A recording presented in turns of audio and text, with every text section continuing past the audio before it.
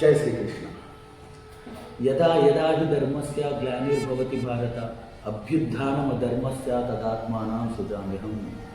पवित्राणाय साधूनां विनाशाय च चतुष्कृतं धर्म संस्थापनार्थाय संभवामि युगे युगे।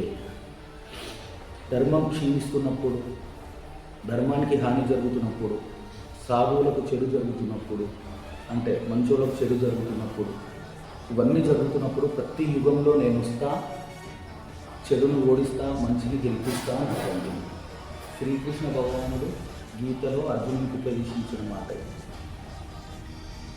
అంటే దీనికి అర్థం అంటే మన మీద చెడు జరుగుతుంది, దేవుడు వస్తాడని.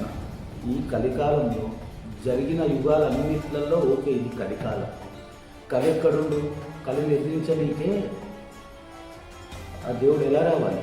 కలి మన లోపల ఉంది, మన లోపల ఉండి మనం నాశనం చేస్తుంది కదా.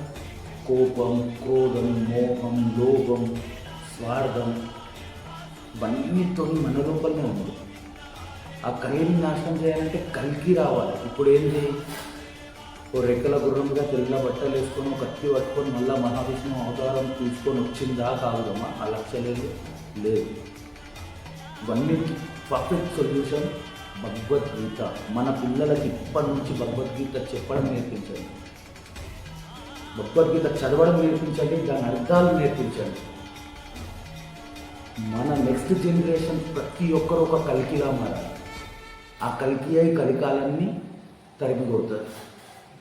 కలి మన లోపలనే ఉండి మనం నాశనం చేస్తున్నట్టు కలికి మన లోపల ఉండి ఆ కలిని ఎదిరించలేమా? నా నెక్స్ట్ జనరేషన్స్ ఇప్పుడున్న పిల్లలకు భగవద్గీత బోధించండి, చెప్పండి. మన సంస్కృతి, మన సభ్యత, మన సంస్కారం అన్నీ ఏంటో చెప్పండి. అప్పుడు ఆ కలిని ఎదిరించి కలికి రూపం మన పిల్లలే అన్నది గుర్తించండి. అది మన ద్వారానే. పేరెంట్స్ ప్లీజ్ మన పిల్లలకు గాయత్రి మంత్రం అంటే ఏంది, నువ్వు శివస్తోత్రం అంటే ఏంది, నువ్వు పంచాక్షరి అంటే ఏంది, అసలు భగవద్గీత అంటే ఏంది, ఆ మహాభారతం మొత్తం చెప్పే ప్రయత్నం చేయండి. అప్పుడే కలిని ఎదిరించగలం. కలికి అవతారం మన పిల్లలే, మనమే అన్నది గుర్తుపెట్టుకోండి. జై కృష్ణ, జై శ్రీరామ్, జై హింద్.